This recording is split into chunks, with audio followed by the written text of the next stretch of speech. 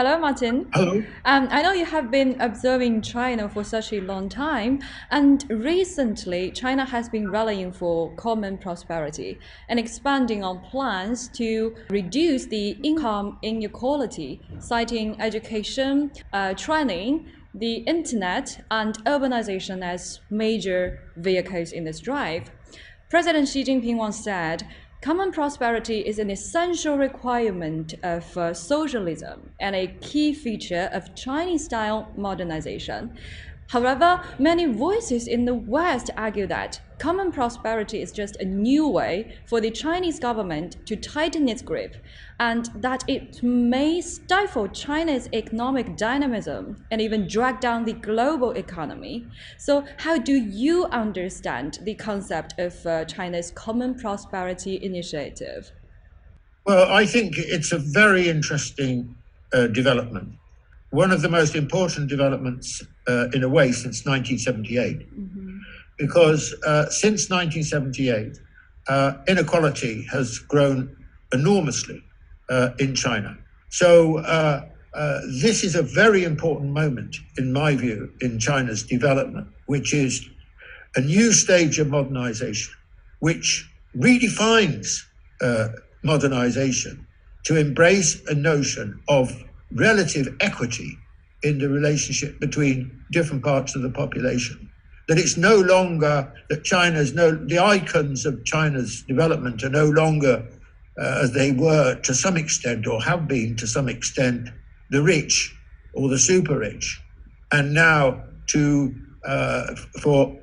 effect for China's development to be inclusive. That is, everyone shares in it and everyone has a place in it and everyone is important to it. And just because you've got money shouldn't buy you exceptional privilege. Now, this is a very important moment. And I think one of the things that's most interesting about it, as you say in your question, is that the notion of common prosperity is very wide-ranging. And this is true because the sources of inequality are very wide-ranging.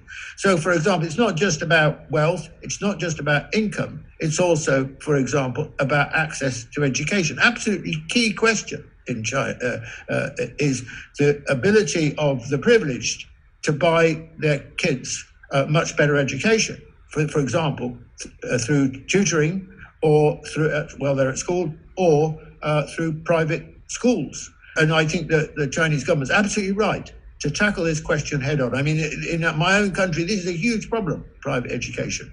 So you have to tackle the problems of inequality in lots of different ways. Well, the Western response has been not that interested, actually.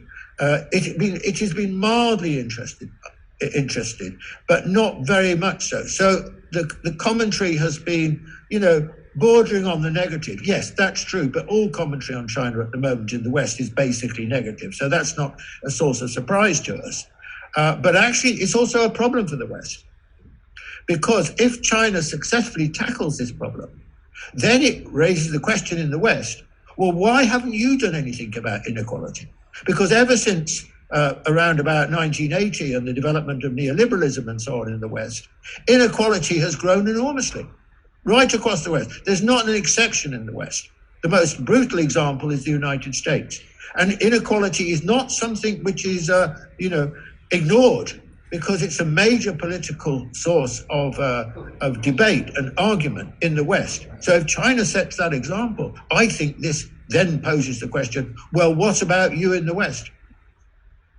Right. So, as you mentioned, addressing those inequality is a difficult problem for governance in many countries. So what do you think are the biggest differences between China's policies and those of the Western countries?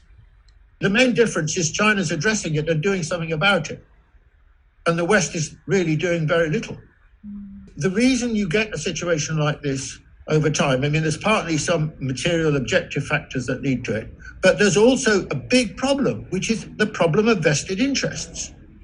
Whereas in China, what's impressive, I think, about Xi's announcement and, the rapid way in which the development, these reforms are being announced and so on, is that China is not facing this problem. Of course, there are vested interests in China which wouldn't want this to happen. For example, those who are relatively privileged. But the emphasis of society is on common prosperity, and I'm sure that's what's going to happen. You predicted China's rise early, actually, and you published a bestseller named When China Rules the World, The Rise of China and the Decline of the West. So how do you see the Western attitudes towards China's rise over these years, changing over these years? Is it gradual acceptance, or is it extremely maladaptive, or even confrontational? Right, well, I think that what we've seen is three phases since 1978. The first phase was largely to ignore it, to regard China's reforms as the defeat of socialism, the embrace of the market. So basically, China was westernizing. So that's the first phase, and that probably lasted until, I would say, the mid-late 1990s. And then you have a new phase from the late 1990s when people begin to really appreciate China is changing. China is growing, huge reduction in poverty, and a feeling in the West that maybe this offers the West new opportunities. And this was the second phase. And the second phase was, I would say, near optimistic or nearly optimistic, but certainly curious and more open-minded than it had been before. Maybe China's rise is in our interests, if you like. And then the third phase comes basically with Trump in 2016. And this was the moment of the redefinition of China as not an opportunity, but a threat. In other words, that China's rise had been so successful, which they'd never expected. It was developing a major, broader presence in the world, political, diplomatic, and so on. And China was a threat to America's position as the global hegemon. And then the whole attitude flipped, actually, very rapidly into a sort of more like a Cold War mentality. And that has very strongly influenced opinion across the West. It's most rooted and most aggressive in the United States. I can feel it strongly in my own country. Europe, less so. Europe doesn't regard itself anymore to have any kind of global sort of aspirations as a hegemon or anything like that. So they don't see China as a threat in the same way as the United States. The United States is particularistic in this sense because it is the global hegemon. So the rise of China, of course, has been over quite a time, steadily weakening the United States' influence in the world. Have you anticipated the next phase will be? I think that this phase is going to last a while. I think that let's call it the Trump period, because Biden's position on China is very similar to Trump's as far as China's concerned. And I think this is going to go on for a while. I personally think it will last at least 20 years. It's very negative. It's very disappointing. It's has negative effects across the world. But that's where we are at the moment. As we know, this year marks the centenary of the founding of the Communist Party of China. I understand there are many misconceptions about the Communist Party in the international community, while we Chinese actually think the governance is good. So how do you understand or explain this perception gap here? Well, there is an enormous perception gap. You're absolutely right. The great problem in the West is that the Chinese Communist Party is basically easily identified as like the Soviet Communist Party. So this is a huge undergrowth of attitudes, if you like, in the West over a cumulative, very long period of time of where the Soviet Union, communist parties, the communist tradition was regarded as the enemy. But the problem, of course, is that people didn't really know in the West much about China anyway. I mean, for 200 years, China was invisible, apart from us, trampling on China in the 19th and early 20th century. But basically, China was weak, China was poor, China was invisible. So we knew nothing about it. We didn't even need to learn much about it. So in this development we've had since 2016, you've had this kind of, collapse of curiosity, or no, too strong a word, this weakening of curiosity in the West about China, that inquiring mind, because the only way these kind of prejudices and preconceptions can be changed is if people are open to thinking about it in a different way. If they're not open to thinking about it in a different way, if they're pushed back into their prejudices, then you're stuck really, because the arguments really, I can assure you, take place at the most banal and irrational level about China. Of course you like your government. It's been extraordinarily successful. It's been absolutely brilliant since 1949, especially since 1978. I mean, look what it's done. Why not?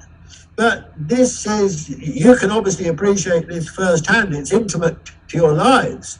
But for the Westerner who knows nothing about it beyond a very limited point, and who is unable really to read or see much about it, which can enlighten them, then they come to it, really in darkness, because where is the light of enlightenment? It's not there. So the first thing is for them to be open, right? Yeah, I mean, look, the situation has got worse. There's no question about that. Since Trump, you've got this kind of closure, the closing of the Western mind.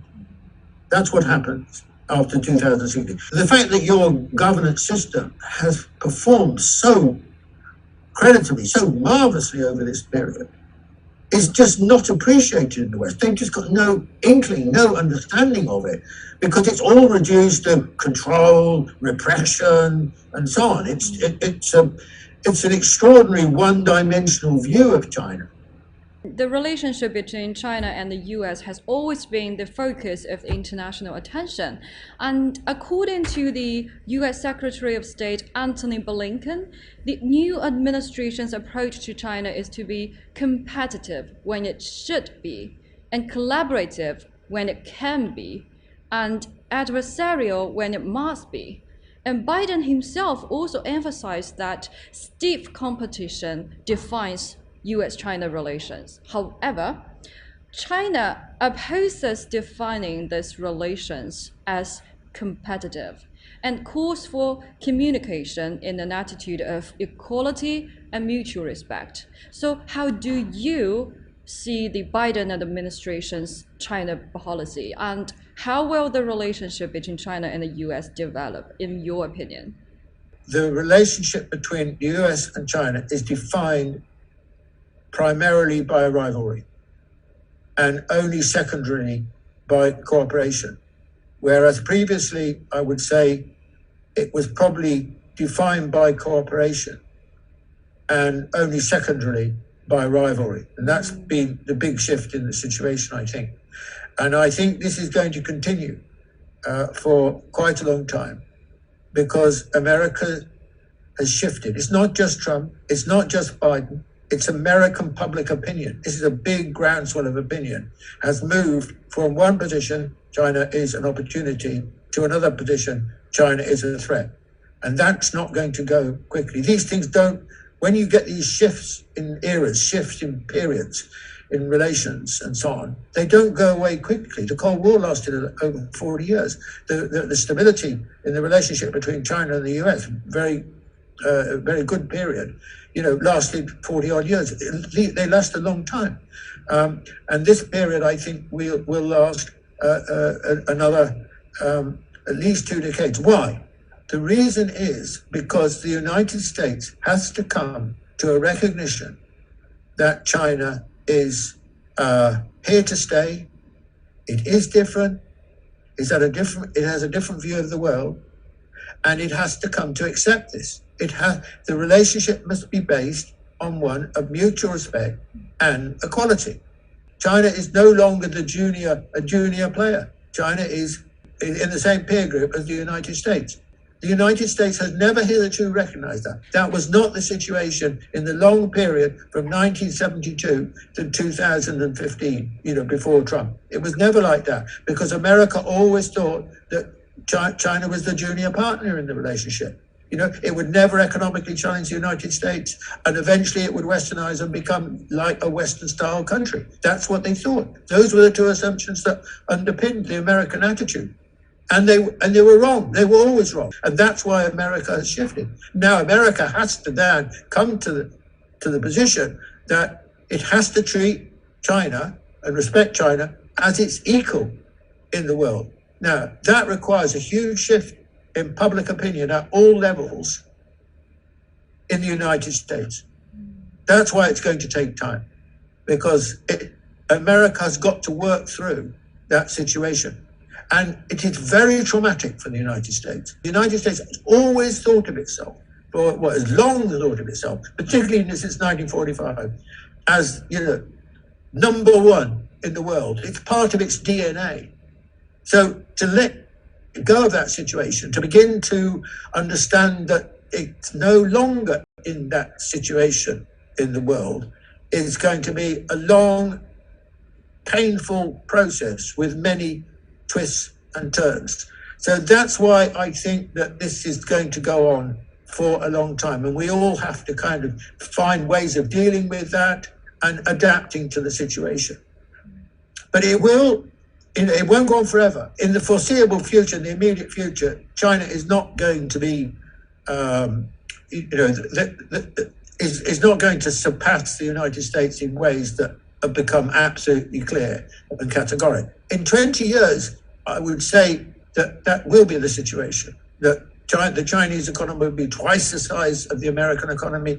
America's influence in the world will be that much less, and so on. So America's got to work through to a recognition that it's a new world, and America is no longer, the unassailable number one in the world, but it has to share the world with China, and of course with everyone else at the same time, because there are lots of other countries in the world that are doing well.